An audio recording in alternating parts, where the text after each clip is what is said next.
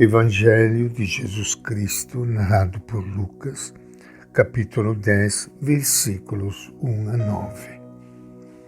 Naquele tempo, o Senhor escolheu outros 72 e os enviou à sua frente, 2 a 2, a toda a cidade e lugar aonde ele devia ir. Ele lhes dizia: a colheita é grande, mas os trabalhadores são poucos. Portanto, peçam ao Senhor da colheita que envie trabalhadores para a sua colheita.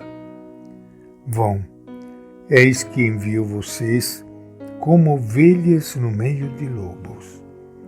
Não levem bolsa, nem sacola, nem sandálias, e não se demorem para cumprimentar ninguém pelo caminho. Em qualquer casa onde entrarem, diga primeiro: a paz esteja nesta casa. Se aí houver um amigo da paz, sobre ele repousará a paz de vocês.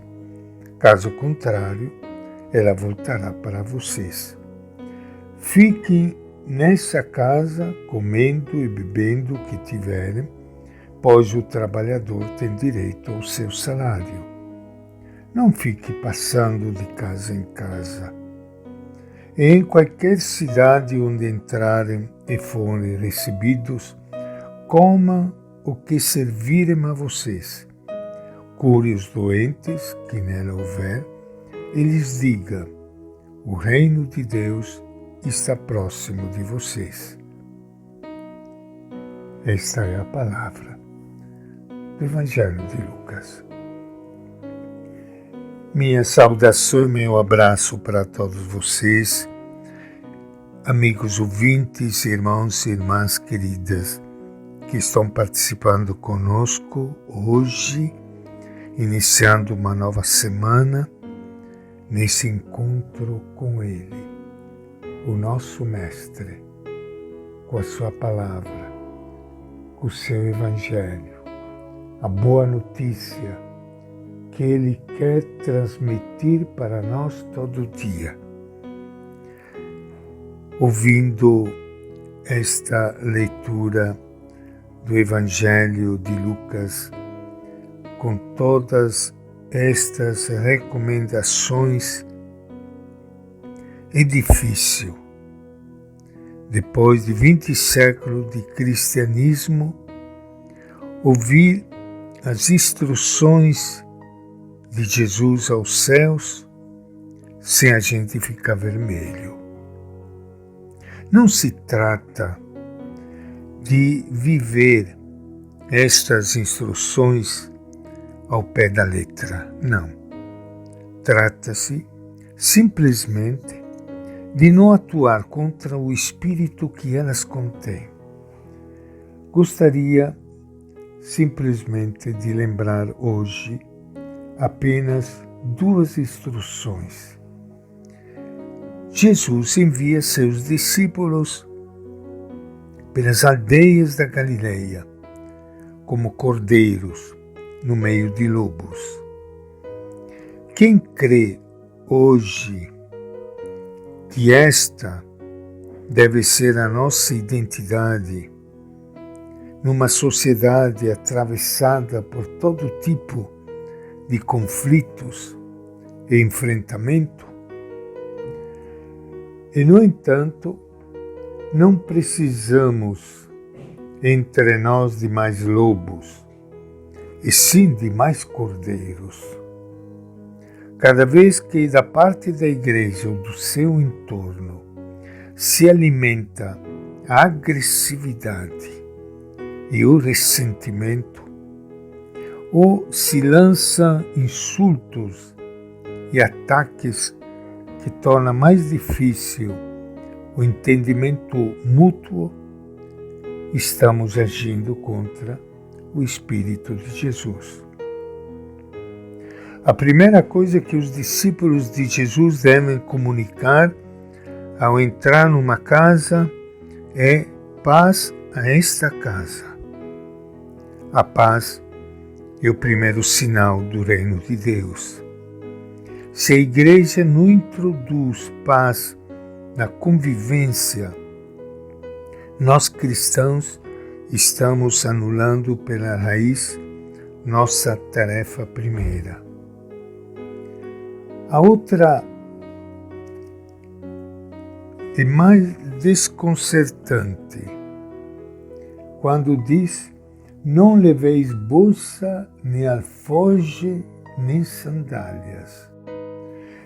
Não levarão dinheiro nem provisões. Andarão descalços como tantos pobres que não têm um par de sandálias de couro. Não levarão sequer um alforje, como faziam alguns filósofos itinerantes da época. Em sua maneira de vestir e de equipar-se, todos poderão ver sua paixão pelos últimos. O surpreendente é que Jesus não está pensando no que deve levar consigo, mas precisamente no contrário, naquilo que não deve levar, para não se distanciarem demasiado dos mais pobres. Como se pode traduzir hoje esse espírito de Jesus na sociedade do bem-estar? Não simplesmente recorrendo a um traje que nos identifique como membros de uma instituição religiosa ou responsáveis por um cargo na igreja. Precisamos, sim, cada um de nós, rever com humildade que nível de vida, que comportamentos, que palavra, que atitude nos identifica melhor com os últimos. Muitas vezes entendemos o ato evangelizador de maneira excessivamente doutrinal. Levar o Evangelho seria dar a conhecer a doutrina de Jesus a quem ainda não a conhece, ou a conhece de maneira insuficiente. Se entendemos as coisas assim, as consequências são evidentes. Precisaremos, antes de mais nada, de meios de poder para, com eles, assegurar a propagação de nossa mensagem diante de outras ideologias, modas e correntes de opinião. O Evangelho não é só, nem sobretudo, uma doutrina. O Evangelho é a pessoa de Jesus, a experiência humanizadora, salvadora, libertadora que começou com ele. Por isso, evangelizar não é só propagar uma doutrina, mas tornar presente no próprio coração da sociedade e da vida a força salvadora da pessoa de Jesus Cristo. E isto não se pode fazer de qualquer maneira. E esta é a nossa reflexão de hoje do Evangelho de Lucas.